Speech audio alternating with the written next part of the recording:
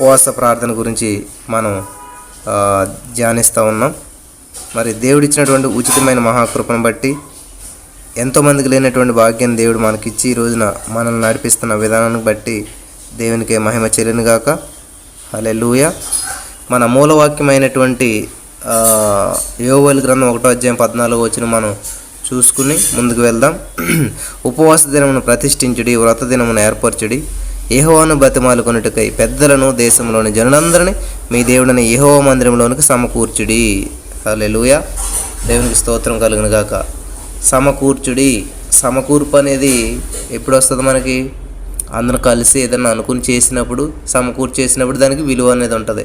సహోదరులు ఐక్యత కలిగి నివసించడం ఎంత మేలు మనోహరం అంటూ ఉంటాం. కాబట్టి ఏదైనా కలిసి అంటే కలసుకం అన్నట్టు కలిసి పనిచేసినప్పుడు దానికి విలువ అనేది ఉంటుంది. కాబట్టి మనం సమకూర్పు అనేది చాలా ఇంపార్టెంట్ అనమాట.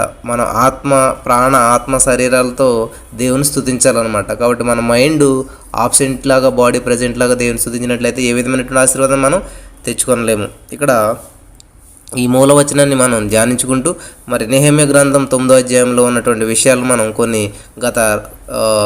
కొన్ని రోజులుగా ధ్యానిస్తూ వస్తూ ఉన్నాం. ప్రార్థన చేసుకుని ఈ కార్యక్రమాన్ని ముందుకు తీసుకెళ్దాం. స్తోత్రం దేవా, సర్వోన్నతుడా, చాలా అద్భుతమైనటువంటి విషయాలు మాకు తెలియజేస్తూ వచ్చావు. ఈ రోజున ప్రభా ఈ యొక్క మరి 9వ అధ్యాయాన్ని మేము ముగించాలనుకుంటా ఉన్నాం. ఈ యొక్క ఉపవాస ప్రార్థన ప్రభా ఈ రోజుతో అయిపోతూ ఉండగా ప్రభా నీ ఆత్మశోధన నడిపించుకొని ఈ వర్తమానం నాతో మాతో మాట్లాడమని, ప్రతి వారికి వినగల చెవి, గ్రహించగలరు అనుగ్రహించి కృప చూపించమని యేసు నామములో ప్రార్థించి పొందుకున్నాం తండ్రి. ఆమేన్. హల్లెలూయా. దేవునికి స్తోత్రం కలుగును గాక. మరి ఈ రోజున మనం ధ్యానిస్తున్నటువంటి ఈ యొక్క వాక్యంలో మరి దేవుడు ఈ ఎజ్రా గారు ఈ 9వ అధ్యాయంలో నెహెమ్యా రాసినటువంటి గ్రంథంలో 9వ అధ్యాయంలో ఎజ్రా గారు చేస్తున్నటువంటి ప్రార్థన ద్వారా మరి అనేకమైనటువంటి విషయాలు ఎజ్రా గారు ఏం చేస్తున్నాడంటే ఆయన మట్టుగా ఆయన చూసుకోకుండా, ఆయన చేసినటువంటి పాపాలను మాత్రం ఒప్పుకోనకుండా వాళ్ళ పూర్వీకులు చేసినటువంటి పాపాలను కూడా ఒప్పుకుంటూ వాళ్ళ పూర్వీకుల విషయంలో దేవుడు చేసినటువంటి అద్భుతమైనటువంటి మహోత్తరమైనటువంటి కార్యాలను గుర్తు చేసుకుంటూ వాళ్ళందరినీ అక్కడ మరి పోగు చేసి చక్కటి ప్రార్థన చేస్తూ ఉన్నాడు ఆయన. హల్లెలూయా. దేవునికి స్తోత్రం కలుగును గాక. మరి నెహెమ్యా గ్రంథం 9వ అధ్యాయం 26వ వచనం మనం చూసినట్లయితే మనం వరుసపెట్టి ధ్యానం చేసుకుంటూ ఈ యొక్క వచనాలన్నీ మనం వెళ్ళాము.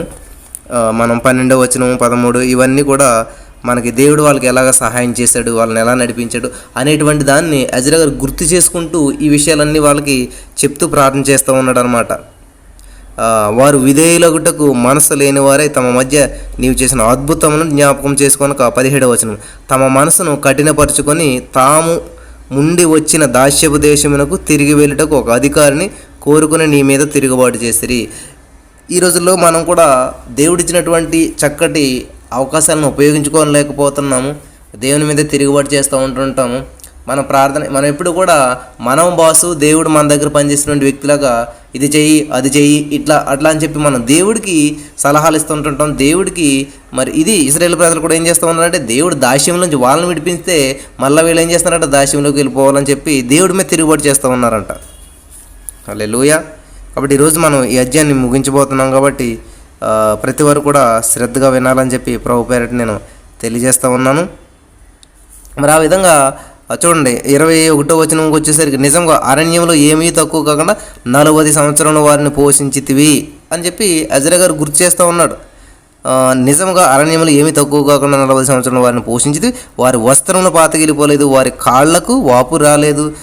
ఇదియుగాక రాజ్యములను జనములను వారికి అప్పగించి వారి సరిహద్దులు ఏర్పరిచితివి కనుక వారు సీహోను అను హెష్బోను రాజు యొక్క దేశమును, బాషానునకైన రాజును ఓగు యొక్క దేశమును స్వతంత్రించుకొనిరి. చూసారా, అన్ని ఫాస్ట్ టెన్స్లో ఉంటాయి ఇక్కడ. కాబట్టి అంతటి ఉన్నతమైనటువంటి స్థితిలో నడిపించినటువంటి దేవుణ్ణి మర్చిపోతూ ఉన్నారు. ఈ రోజున మన జీవితాల్లో కూడా చాలా అద్భుతమైనటువంటి కార్యాలు చేస్తూ ఉంటాడు దేవుడు. ఎప్పుడు కూడా మనం దేవుని దగ్గరికి వచ్చినప్పుడు ప్రభా నాకు అది లేదు ఇది లేదు అంటాం, కానీ ఆల్రెడీ గతంలో దేవుడు ఎన్నో అద్భుతమైన కార్యాలు చేస్తూ ఉంటుంటాడు. మన జీవితంలో, మన తల్లిదండ్రుల జీవితంలో, మన ఫ్యామిలీస్లో ఇంకా చాలా అద్భుతమైన కార్యాలు గతంలో చేసినవి ఉంటాయి. ఎప్పుడు గుర్తు తెచ్చుకోము మనం.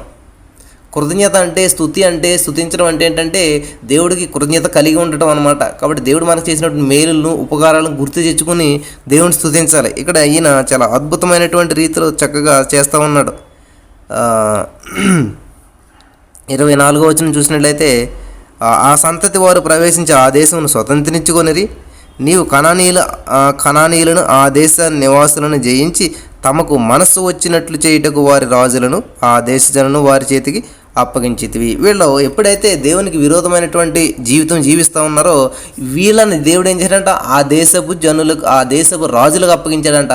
వాళ్ళ ఇష్టం వచ్చినట్టు వీళ్ళని ఇబ్బంది పెట్టడం, వీళ్ళ పశువుల్ని ఇదంతా జరుగుతూ వస్తూ ఉన్నదనమాట. కాబట్టి నేను ఇంక ఇవన్నీ చదవటలేదు, కానీ క్లుప్తంగా దీన్ని వివరించుకుంటా ముందుకెళ్ళాలని చెప్పి నేను అనుకుంటా ఉన్నాను. చూడండి, మనకు 26వ వచనంలో చూసినట్లయితే, అయినను వారు అవిధేయులై నీ మీద తిరుగుబాటు చేసి నీ ధర్మశాస్త్రము లక్ష్య పెట్టక త్రోసివేసి నీ తట్టు తిరగవలనని తమకు ప్రకటన చేసినటువంటి చాలామంది ప్రవక్తలు ఉంటారు కదా, దేవుని సువార్తను ప్రకటించినటువంటి వాళ్ళు. ఆ ప్రవక్తలందరినీ ఏం చేస్తారంట, చంపేసి ఆయనకు బహుగా విసుగు పుట్టించారు. దేవునికి స్తోత్రం కలుగును గాక. మరి ఏం చేశారంటే వీళ్ళు లక్ష్య పెట్టక ప్రవక్తలందరినీ చంపేసి దేవునికి విసుగు పుట్టించారంట. 26వ వచనంలో ఉన్నది.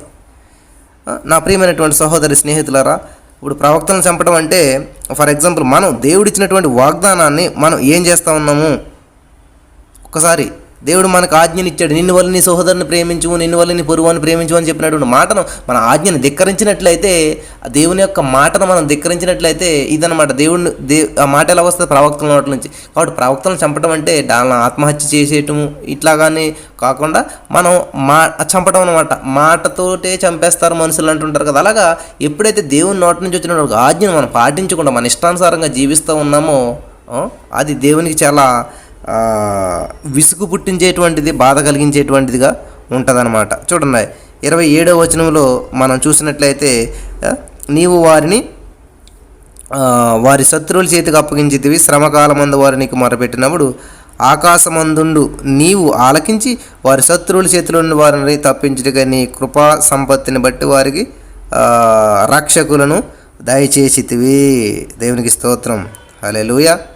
ప్రియమైనటువంటి సహోదరి స్నేహితులారా, చూడండి, దేవుడు వాళ్ళని ఎంత ఇబ్బంది పెట్టినా కానీ, వాళ్ళు దేవుని ఎంత ఇబ్బంది పెట్టినా, దేవుని ఎంత మిస్అండర్స్టాండ్ చేసుకున్నా, మళ్ళీ మొరపెట్టేటప్పటికి దేవుడు ఏం చేస్తూ ఉన్నాడు, మనసు కరిగి వాళ్ళకి సహాయం చేస్తూ ఉన్నాడు. అదే తండ్రి యొక్క ప్రేమ. ఈరోజు మనం కూడా ఎన్నో విషయాల్లో తప్పిపోతూ దేవునికి దూరం అయిపోతూ మరలా మోకరించి ప్రార్థించి తప్పైంది దేవా క్షమించంటే మరలా క్షమించుతున్నటువంటి దేవుడు మన దేవుడు. 28వ వచనంలో, నీ ఎదుట మరలా ద్రోహులు కాగా మరలా ఏమైపోయారంటే ద్రోహులు అయిపోయారు అనమాట. నీవు వారిని వారి శత్రువుల చేతికి అప్పగించేతివి, వీరు వారి మీద అధికారం చేసిరి, వారు తిరిగి వచ్చి నీకు మొర్ర పెట్టినప్పుడు ఆకాశమందుండి నీవు ఆలకించి నీ కృప చొప్పున అనేక మారులు వారిని విడిపించితివి అని చెప్తా ఉన్నాడు ఇక్కడ దేవుని వాక్యంలో. దేవునికి స్తోత్రం కలుగును గాక. నీవు అనేక సంవత్సరముల వారిని ఓర్చి నీ ప్రవక్తల ద్వారా నీ ఆత్మచేత వారి మీద సాక్ష్యము పలికితివి, కానీ వారు వినకపోయిరి. కాగా నీవు ఆయా దేశములలో ఉన్న జనుల చేతికి వారిని అప్పగించితివి. ఎందుకని అప్పగించబడ్డారంటే వినకపోయిరు కాబట్టి. ఈరోజు మన జీవితంలో శ్రమలు, బాధలు, ఇబ్బందులు ఎందుకు వస్తాయంటే దేవుని మాట వినకపోవడం వల్ల, దేవుని వాక్యాన్ని వినకపోవడం వల్ల, దేవునికి వాక్యానికి వ్యతిరేకమైనటువంటి జీవితం జీవించడం వల్ల మన జీవితంలో ఇటువంటి శ్రమలు, బాధలు వస్తూ ఉంటుంటాయి అన్నమాట. ఎవరు చూడండి, నా మాట విని వణుకుచుండునో వారినే నేను దృష్టిని చూసినానని చెప్తా ఉన్నాడు దేవుడు. దేవుని కనుదృష్టి మన మీద ఉన్నప్పుడు ఏదన్నా మన మీద అటాక్ చేయడానికి అవకాశం ఉంటుందా? ఎట్టి పరిస్థితుల్లోనూ ఉండదు. ఒకవేళ అటాక్ చేసినట్లయితే మన మీద యుద్ధం చేయడానికి వచ్చిన అటువంటి దుష్ట శక్తులతో, అంధకార శక్తులతో దేవుడు యుద్ధం చేసి మనకు విజయాన్ని ఇస్తాడు. ఆ విషయాన్ని మీరు అంతా కూడా గమనించాలన్నమాట. 31వ వచనం చూడండి, అయితే నీవు మహోపకారివై ఉండి వారిని బొత్తిగా నాశనము చేయకయు విడిచిపెట్టకయు ఉంటివి. చూసారా దేవుడు ఎంత గొప్పవాడు.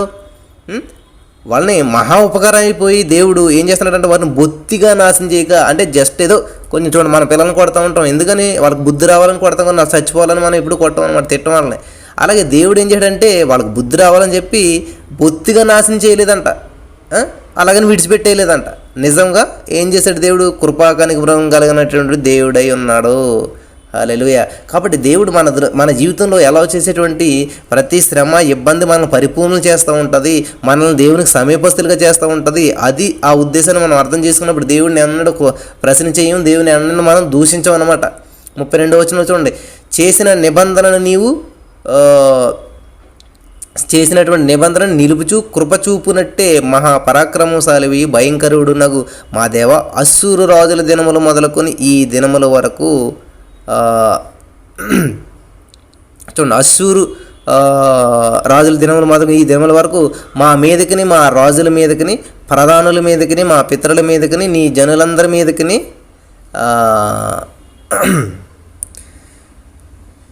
హల్లెలూయా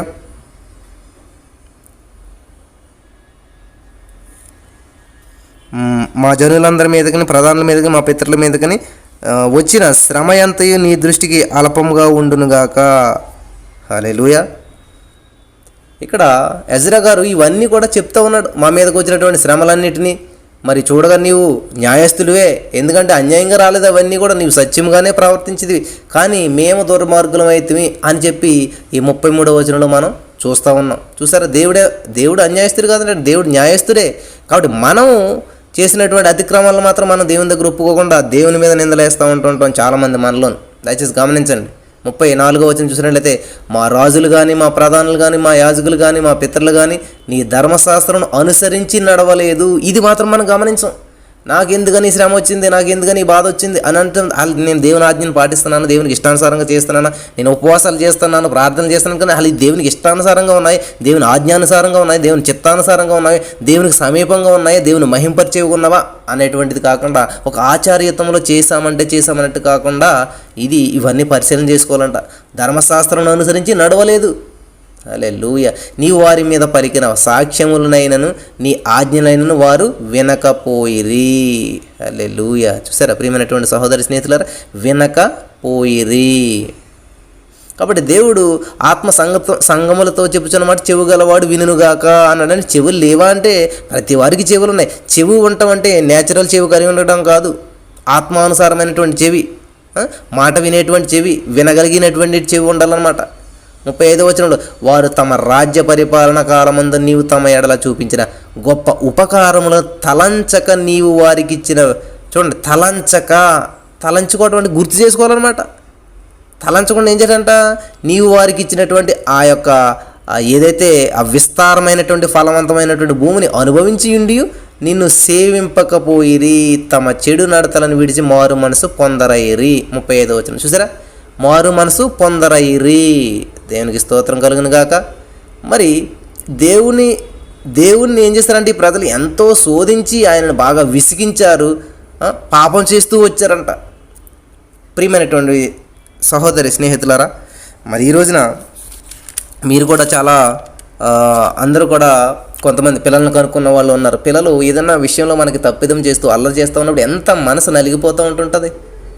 ఇలా ఏం చేస్తున్నట్టు నీ ప్రజలంతా కూడా దేవుని ఎంతో శోధించి ఆయన బాగా విసిగించి పాపం చేస్తూనే వచ్చారంట. ఎవరు కూడా విడిచిపెట్టలేదంట, ఎవరు కూడా దేవుని వైపు తిరగలేదంట, ఎవరు కూడా మారు మనసు పొందనయ్యారంట.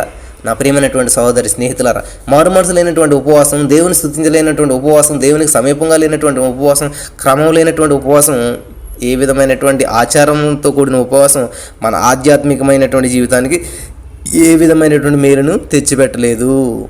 చూడండి, ఈ దేవుడిని ఏం చేస్తారంటే వీళ్ళు ఎంతో విసిగించారంట, ఎంతో బాధ పెట్టారంట, పాపం చేస్తూనే వచ్చారంట వాళ్ళంతా కూడా. దేవునికి స్తోత్రం. 36వ వచనం చూడండి, చిత్తగించుము, నేడు మేము దాస్యములో ఉన్నాము, దాని ఫలము దాని సమృద్ధిని అనుభవించినట్లు నీవు మా పితరులకు దయచేసిన భూమి యందు మేము దాసులమై ఉన్నాము అని చెప్పి ఇక్కడ మనకి వాక్యం చెలవిస్తూ ఉంది. దాసులమై ఉన్నాము అని చెప్తున్నారు. ప్రియమైనటువంటి వారులారా, మనకి దేవుడు దత్తపుత్రాత్మని ఇచ్చాడంటే దాసులుగా ఉండవలసిన వారం కాదు. మనం రాజులైన యాజక సమూహాలుగా ఉండాలని చెప్పి దేవుడు మనల్ని పిలిస్తే మనం దాస్యత్వంలో ఎందుకు ఉంటున్నాం అంటే దేవుని మాట వినకపోవటం వల్ల, దేవుడు చెప్పేటువంటిది మనం చేయకపోవటం వల్ల. 37వ వచనంలో మా పాపమును బట్టి నీవు మా మీద నియమించిన రాజులకు అది అతి విస్తారముగా ఫలమిచ్చుచున్నది. చూసారా, కాబట్టి ఈ రోజున మనం దేవుని మాట వినకపోవడం వల్ల, దేవుని సన్నిధిలో మనం ఆయన చెప్పినటువంటి మాటలను వినకపోవడం వల్ల వచ్చేటువంటి ఇబ్బందులు ఎటువంటివి చూసారా. 38వ వచనంలో వారు తమకిష్టం వచ్చినట్లు మా శరీరముల మీదను మా పశువుల మీదను అధికారం చూపుచున్నారు కనుక వారు మాకు చాలా చాలా శ్రమ కలుగుచున్నది. హల్లెలూయా. చూడండి, నెహెమ్యా గ్రంథం 9వ అధ్యాయంలో నిజంగా ఆ యూదులు ఇశ్రాయేలీయులైనటువంటి వారు చేసినటువంటి ఉపవాసం ద్వారా మనం ఎన్నో ఆధ్యాత్మికమైనటువంటి విషయాలు ఈ రోజులో తెలుసుకోవాల్సిన వారమై ఉన్నాం అనమాట. కాబట్టి ఇక్కడ ఎజ్రా చేసినటువంటి ఈ ప్రార్థన మరి 78వ కీర్తన, 105వ కీర్తన, మరి దయచేసి రాసుకుని వాళ్ళు రాసుకున్నాము త్వరగాను. హల్లెలూయా, దేవునామానికి మహిమ కలుగును గాక. చూడండి, ఈ శ్రమలు కలుగుతున్నాయి, ఈ బాధలు కలుగుతున్నాయి అని చెప్పి వాళ్ళు ఎప్పుడు దేవుని దూషిస్తూనే వస్తూ ఉన్నారు ఇక్కడ. కాబట్టి ఎజ్రా గారు చేసినటువంటి ఈ ప్రార్థన మనకు చూసినట్లయితే 78వ కీర్తనలోను, మరి అలాగే 105వ కీర్తనలోను, 106వ కీర్తనలోను అక్కడ ఉన్నటువంటి అక్కడ ఉండటం చాలా విశేషంగా మనం చూస్తూ ఉంటాం అనమాట. దయచేసి మీరు రాసుకోండి, 78వ కీర్తన, 105వ కీర్తన, 106వ కీర్తనలో ఆ పోలు ఉంటుంది అనమాట. సేమ్ అలాగే పోలు ఉంటుంది అనమాట. ఇక్కడ ఎజ్రా గారు ఇక్కడ నెహెమ్యా గ్రంథం 9వ అధ్యాయంలో చేస్తున్నటువంటి ఈ యొక్క ప్రార్థన అంతా కూడా ఆ 78వ కీర్తన, 105వ కీర్తన, 106వ కీర్తనని పోలి ఉంటుంది అనమాట. చాలా విశేషమైనటువంటి విషయం ఇది, మీరంతా కూడా గమనించాలి. ఈ రాసుకునే వాళ్ళంతా రాసుకోండి. మరి పర్ణశాలల పండుగ ప్రజలలో ఎంతో ఆనందం కలిగించింది. చూడండి, ఈ పర్ణశాలల పండుగ అనేది ఏం చేసిందంట, ఈ ప్రజలందరిలో కూడా ఎంతో ఆనందం కలిగింది. ఈ పండుగ సమయంలో ఏం చేస్తున్నారంటే, ఈ పర్ణశాలల పండుగ వచ్చింది, ఆ పండుగ చేసుకుంటూ ఉన్నారు. ఆ పండుగ అయిపోయిన తర్వాత కూడా ఈ ప్రజలందరూ ఏం చేశారంటే మరొక రోజు అదనంగా అక్కడే ఉండిపోయారంట. ఈ ప్రజలంతా కూడా ఈ పర్ణశాలల పండుగ చేసుకుని ఆ పండుగ అయిపోయినటువంటి తర్వాత కూడా ఇంకొక ఎక్స్ట్రాగా ఇంకొక రోజు అక్కడే ఉండిపోవటం జరిగిందనమాట. అలా ఉండిపోయి వాళ్ళు ఏం చేస్తారంట, ఈ ప్రజలంతా కూడా వాక్యం విన్నారు, ఎజ్రా గారు చెప్తున్నటువంటి వాక్యం అంతా విన్నారు. ఎప్పుడైతే వాక్యం విన్నారో మనలో ఉన్నటువంటి పాపాన్ని ఒప్పుకోలు చేస్తుందన్నమాట. కాబట్టి వాక్యం వినడం వల్ల ఏం చేశారు, వాళ్ళు పాపంలో ఒప్పుకున్నారు, దేవుణ్ణి ఆరాధించారు. చూడండి, ఎప్పుడైతే మనం పాపాలు ఒప్పుకుంటామో దేవుని స్తుతిస్తాము, దేవుని ఆరాధిస్తాం అన్నమాట. వాక్యం ద్వారా మన పాపాలను ఒప్పుకుంటే ఏమవుతుందంట, దేవుడు మన పాపాలన్నింటిని కూడా క్షమించాడంట. క్షమించబడినటువంటి పాపం దేవుడు మళ్ళీ ఇప్పుడు కూడా మరలా జ్ఞాపకం చేసుకోవడంట. గుర్తు చేసుకోండి, ఎప్పుడన్నా మనం ఎవరైనా క్షమించామంటే నువ్వు పలానా రోజును పలానా చేసావు, పలానా రోజు నన్ను పలానా విధంగా అన్నావు, నేను మర్చిపోతాను అనుకుంటాం అంటుంటాం. కానీ దేవుడు అంట తూర్పుకి పడమడికి ఎంత దూరం అంత దూరం చేసేస్తాడంట మన పాపాలను, మన దోషాలను మరలా ఎప్పటికీ గుర్తు తెచ్చుకోవడంట. ఆయన క్షమించాడంటే అదే అనమాట క్షమించేటువంటి లక్షణం. కానీ మనం ఏం చేస్తామంటే క్షమించాము అంటాం, కానీ మరలా ఏదైనా గొడవలు వచ్చినప్పుడు, మరలా ఏదైనా ప్రాబ్లం వచ్చినప్పుడు వాటిని గుర్తు చేసుకుని రిమైండ్ చేస్తూ ఉంటాం. అది కాదండి క్షమించే విధానం అంటే. క్షమించామంటే ఇంకా మరలాది జీవితంలో ఎప్పుడు కూడా గుర్తు తెచ్చుకోకూడదు. క్షమించాను విడిచిపెట్టేయని అంటుంటారు చాలామంది, కానీ మరలా ఏం చేస్తుంటారు, మామూలుగానే గుర్తు తెచ్చుకుంటూ ఉంటుంటారు. హల్లెలూయా, హల్లెలూయా. కాబట్టి మనం ఎప్పుడైతే క్షమించాడో దేవుడు, దానికి ఆ అనుభూతికి ఫలితం ఏంటంటే స్తుతి అనమాట. కాబట్టి దేవుడు సృష్టికర్త, ఆయన మనకి నిబంధన దేవుడు అనమాట. కాబట్టి మనకు కొత్త నిబంధన, పాత నిబంధన ఇచ్చినటువంటి దేవత దేవుడు అనమాట. కాబట్టి ఆయనే మన విమోచకుడు. ఆయన ఎటువంటి వాడు, దీర్ఘశాంతం కలిగినటువంటి దేవుడు. మరి దేవుని స్తుతించినటువంటి తర్వాత ప్రజలందరూ కూడా దేవునితో ఏం చేశారు, నిబంధన కలిగినటువంటి దేవుడు. కాబట్టి ఈ ప్రజలంతా కూడా దేవునితో ఒక నిబంధన చేసుకున్నారు. హల్లెలూయా, దేవునికి స్తోత్రం కలుగును గాక. దేవునితో వీళ్ళంతా కూడా ఒక నిబంధన చేసుకున్నారు, వాక్యం విన్నారు, పాపాలను ఒప్పుకున్నారు, దేవుని స్తుతించారు, దేవుని మహింపరిచారు, దేవునితో ఒక నిబంధన చేసుకున్నారనమాట. దేవునికి స్తోత్రం కలుగును గాక. కాబట్టి ఎజ్రా గారు చేసినటువంటి ఈ ప్రార్థనలో ఇశ్రాయేలు జాతి అనుభవాలన్నీ కూడా ఆ ఇజ్రాయేల్ యొక్క అనుభవాలన్నీ కూడా చాలా సంగ్రహంగా, చాలా చక్కగా చెప్పడం జరిగింది. ఈ యొక్క నెహెమ్యా గ్రంథం 9వ అధ్యాయం చూసినట్లయితే చాలా అద్భుతమైనటువంటి విషయాలు ఇందులో కనిపిస్తూ ఉంటాయి. కాబట్టి మీరు శ్రద్ధగా చదివినట్లయితే ఈ యొక్క ఇజ్రాయేల్ ప్రజలు ఆ జాతికి ఉన్నటువంటి, ఆ ఇజ్రాయేల్ జాతికి ఉన్నటువంటి అనుభవాలన్నీ కూడా చాలా సంగ్రహంగా ఇందులో చెప్పడం జరిగిందనమాట. దేవుడిని వాళ్ళు ఏం చేశాడు, వాళ్ళందరినీ విడిపించాడు అరణ్యం గుండా. మరి ఆ ఈజిప్టు దేశం నుంచి పాలుతేనెలు ప్రవహించేటువంటి దేశానికి ఆ అరణ్యం గుండా వారిని అందరిని నడిపించాడు. శత్రువుల బారి నుంచి వాళ్ళందరినీ కూడా దేవుడు కాపాడాడు. దేవునికి స్తోత్రం కలుగును గాక. కాబట్టి ఈ విషయాలన్నీ కూడా చాలా అద్భుతంగా ఎజ్రా గారు ప్రార్థన చేస్తూ ఇవన్నీ ఒకసారి రిమైండ్ చేస్తూ ఉన్నాడు, గుర్తు చేస్తూ ఉన్నాడు. ఎటువంటి సిచ్యువేషన్లోంచి దేవుడు మనల్ని నడిపించాడు ఏంటన్నది అవన్నీ కూడా గుర్తు చేస్తూ ఎజ్రా గారు చేసినటువంటి ఈ ప్రార్థనలో మనం ఇవన్నీ చూస్తూ ఉన్నాం అన్నమాట. కాబట్టి ఈ ప్రజలు ఈ యొక్క గతాన్ని అంతా మర్చిపోయి క్రొత్త జీవితాన్ని ఆరంభించాలన్నమాట, క్రొత్త జీవితాన్ని ప్రారంభించాలన్నమాట, పరివర్తన చెందాలన్నమాట. ఎందుకంటే చాలా ఘోరమైనటువంటి పాపపు జీవితాన్ని జీవించారు. దేవుడు వాటన్నిటిని క్షమించాలని విడిచిపెట్టేసేయండి అని చెప్పాడు. కాబట్టి వాళ్ళు ఏం చేయాలంటే వాళ్ళ యొక్క జీవితాన్ని చూడండి, ఒక లోతు నీటిలో వేసినటువంటి రాటు వంటిది. అంటే ఒక లోతు నీటిలో, బాగా లోతైనటువంటి నీటిలో రాడేస్తే అది అడుక్కి వెళ్ళిపోతే ఇంకా పైకి రాదు, అది ఇంకా తీయటం కూడా మనకి కష్టం అన్నట్టు. మహాసముద్రంలో లోతులో ఒక రాడు ఏదైనా ఇస్తే, అలాగే మన యొక్క దోషములు మన యొక్క పాపములు అన్నీ క్షమించేశాను అని చెప్పినప్పుడు ఎవడైనా క్రీస్తునందు ఉన్నాడా వాడు నూతన సృష్టి అనేటువంటి వాక్యం ప్రకారం మన అన్నీ తొలగించబడ్డాయి, కొత్త జీవితాన్ని ప్రారంభించాలి. దయచేసి గమనించండి, చాలా అమూల్యమైనటువంటి విషయాన్ని ఇక్కడ మనం ధ్యానం చేస్తూ ఉన్నాం.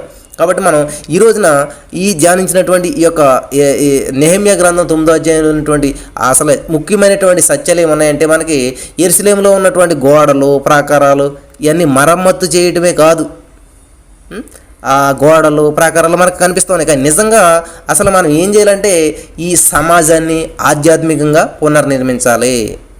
ఏ సమాజం అయితే ఏదైతే ఉందో సమాజం పాడైపోయింది, ఎందుకని గోడలు కాదు. అంటే మనకి కనిపిస్తున్న గోడలు అయినప్పటికీ నిజంగా సమాజం అంతా కూడా పాడైపోయింది. మరి దాన్ని ఏం చేయాలంటే సమాజాన్ని అంతా కూడా ఆధ్యాత్మికంగా పునర్నిర్మించాలి. హల్లెలూయా.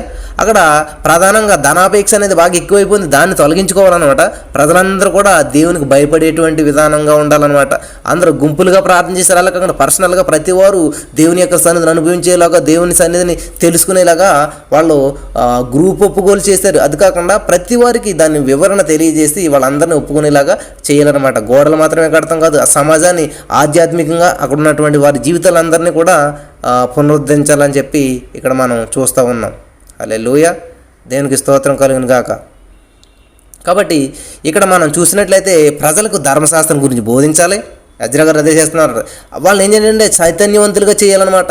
మరి గుంపుగా మాత్రమే కాకుండా ఆ వ్యక్తిగతంగా కూడా వారిలో పరివర్తన రావాలన్నమాట. గుంపుగా అందరిలో కలిసి చేస్తూ ఉన్నారు, అందరూ అన్నారు కాబట్టి అంటూ ఉన్నారు, అలా కాదు. వ్యక్తిగతంగా వాళ్ళు ఏం రావాలంట, పరివర్తన అంటే ఏంటంటే మార్పు అనేది రావాలన్నమాట. అలా వచ్చినప్పుడు నిజంగా దేవుడు వారి పట్ల ఎంతో సంతోషాన్ని కలిగి ఉంటాడనమాట. కాబట్టి ఈ రోజున మన జీవితంలో ఉపవాసాలు చేస్తూ ఉన్నాం, దేవుని స్తుతిస్తూ ఉన్నాం, అనుకుంటూనే ఉన్నాం, కానీ మన జీవితంలో ఏ విధమైనటువంటి మార్పు లేనప్పుడు అదంతా కూడా వృధాగా అవుతుంది అనమాట. హల్లెలూయా.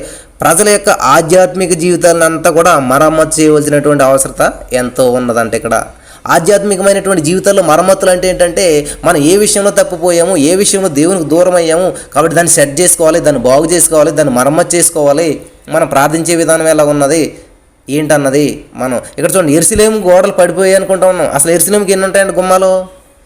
యెరూషలేముకి 12 గుమ్మాలు ఉంటాయని మనకు తెలుసు అందరికీ కూడా. కాబట్టి మనకి విశ్వాస జీవితంలో కూడా ఈ 12 గుమ్మాలు దేనికి చూపిస్తూ ఉన్నాయంటే, ఈ 12 వర్తమాన సోపానాలకి ఒక నిదర్శనంగా ఉన్నాయన్నమాట. కాబట్టి ఆ యెరూషలేముకు ఉన్నటువంటి 12 గుమ్మాలు మన జీవితంలో ఏ విధంగా ఉన్నాయి ఆ 12 గుమ్మాలు అని మనం చూసినట్లయితే, మరి రాసుకునే వాళ్ళు త్వరగా రాసుకోవాలని చెప్పి ప్రభు పేరట తెలియజేస్తూ ఉన్నాను.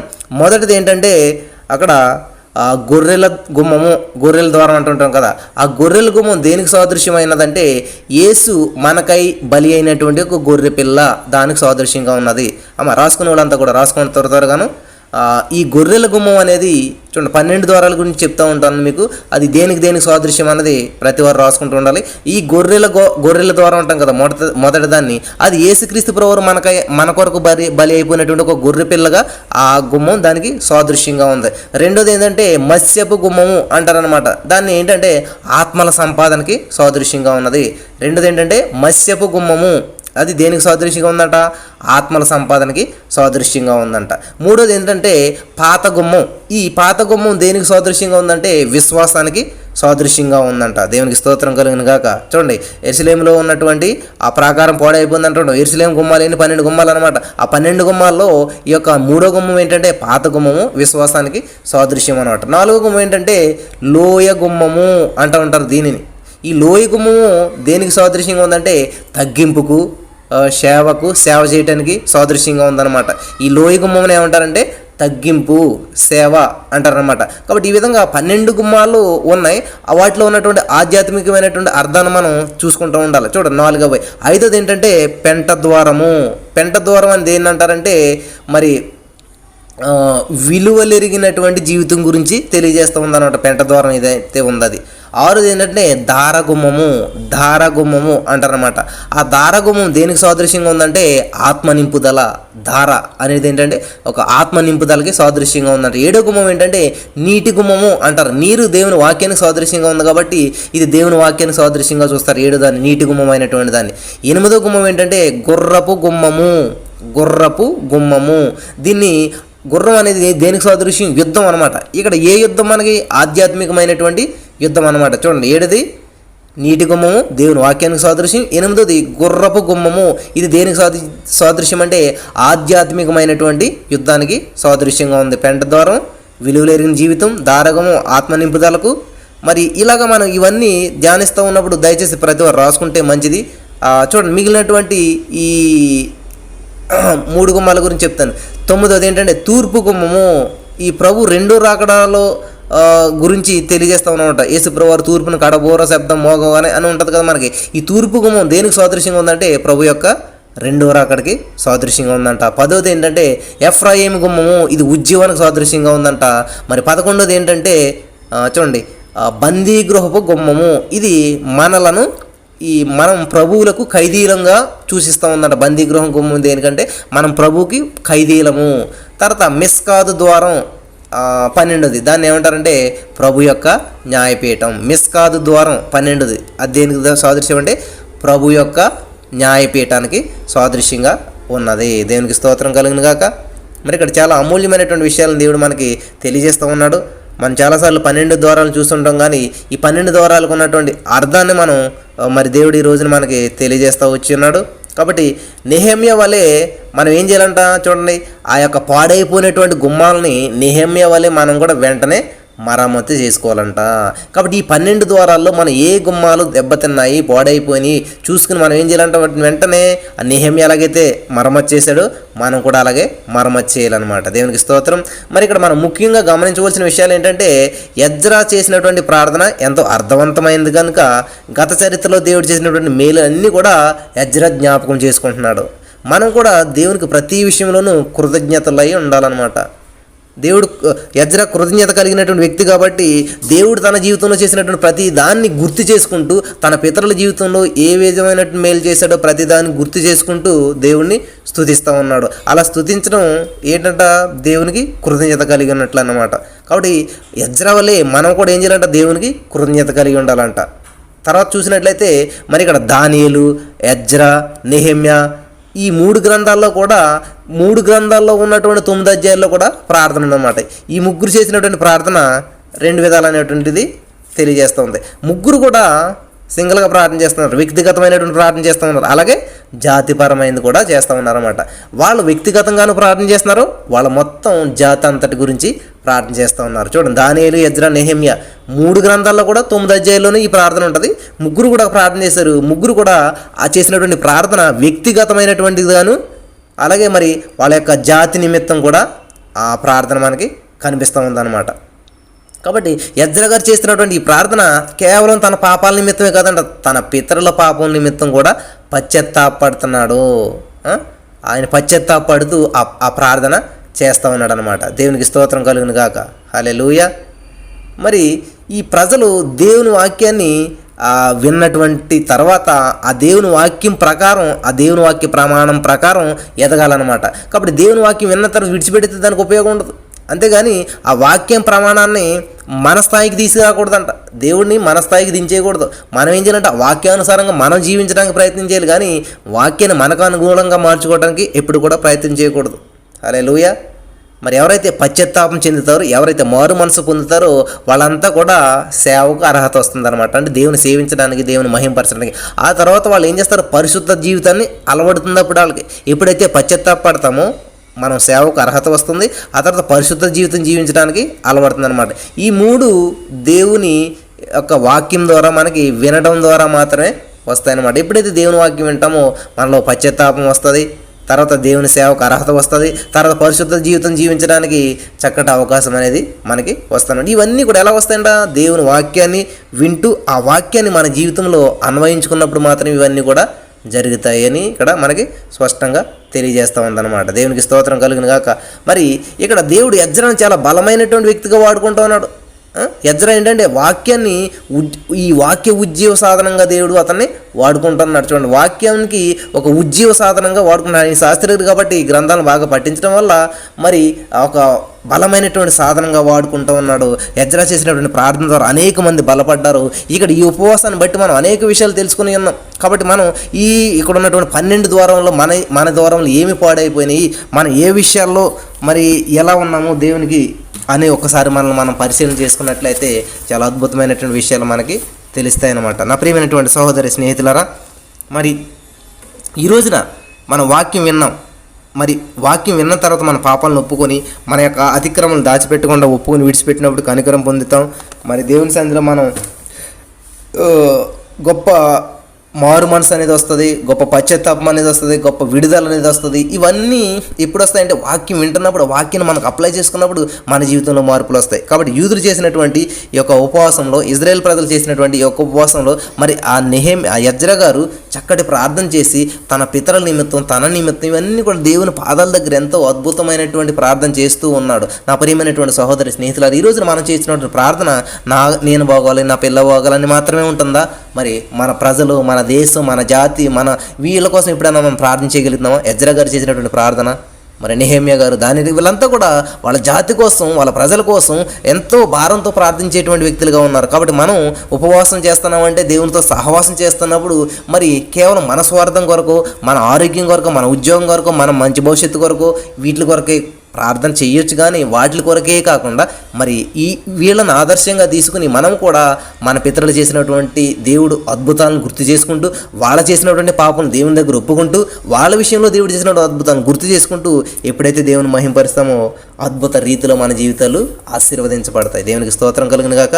ప్రియమైనటువంటి సహోదరి స్నేహితులారా, మరింతవరకు ఎటువంటి ఉద్దేశంతో ఉపవాసాలు చేస్తున్నారో నాకు తెలియదు. కానీ ఈ రోజు నుంచి ఇటువంటి ప్రణాళిక కలిగి, దేవా ఇదిగో నేను నీ సన్నిధికి వచ్చినాను, నాలో ఏమైనా దోషం ఉంటే నన్ను క్షమించి, అలాగే నా పితరులలో, నా తల్లిదండ్రులు నువ్వు చేసినటువంటి అద్భుతాలను బట్టి నీకు వందనాలు, మంచి జీవితం ఇచ్చిన విధానాన్ని బట్టి వందనాలు, ఒకవేళ వాళ్ళలో ఏమైనా దోషం ఉంటే క్షమించు, నువ్వు వాళ్ళ పట్ల చేసినటువంటి అద్భుతాలను బట్టి నీకు వందనాలు అని చెప్పి మనం ప్రార్థన చేస్తూ ప్రభువుని మహింపరచాలి. మరి ప్రార్థించుకుందామా? స్తోత్రం దేవా, సర్వోన్నతుడా, ఈరోజు ఎంతమంది అయితే ఈ యొక్క ఉపవాస ప్రార్థనలు ఏకీభవించినారో వారందరినీ దీవించండి. అద్భుతమైనటువంటి విషయాలు ఈరోజు మాకు తెలియజేస్తావు. విన్నటువంటి వాక్యం వ్యర్థంగా కాకుండా ప్రతి హృదయంలో నాటబడి, ఫలించి, అభివృద్ధి చెంది, ఆశీర్వదించబడినట్టు సహాయం చేయమని, కృప చూపించమని ప్రార్థన చేస్తున్నాను. నువ్వు సహాయం చేస్తున్నందుకు వందనాలు తండ్రి. నీ ఆత్మచేత నడిపించండి నా ప్రభా. ఈరోజు ఎవరైతే చక్కటి నిర్ణయం తీసుకున్నారో, ఇక నుంచి నా ప్రభా ఇది ఉపవాసం విధానం అని చెప్పి మరి ఈ విధంగా నీకు సన్నిధికి దగ్గరగా ఉంటూ, నిన్ను మహింపరుస్తూ, నిన్ను గణపరుస్తూ, ఈ అసలైనటువంటి విధానంలో నిన్ను చేస్తూ నిన్ను మహింపరిచేటువంటి భాగ్యం అందరికీ అనుగ్రహించమని, మరి చక్కటి నిర్ణయాలు తీసుకున్న వీరందరి నిర్ణయాలు బలపరిచి, స్థిరపరచమని, నీ నా మహిమార్థం నడిపించమని. ఇంతవరకు నా ప్రభా నువ్వు కృప చూపించి నడిపించావు ఈ కార్యక్రమానికి. మరి నా ప్రభా ఇక్కడ ఎంతమంది దీవించారు వారందరూ ప్రత్యేకంగా దీవించి ఆశ్రయించి బలపరచమని మా రక్షకులు ప్రభువైన యేసుక్రీస్తు వారి నామమున నడుచు ప్రార్థించి పొందుకుని మా పరమ తండ్రి. ఆమేన్.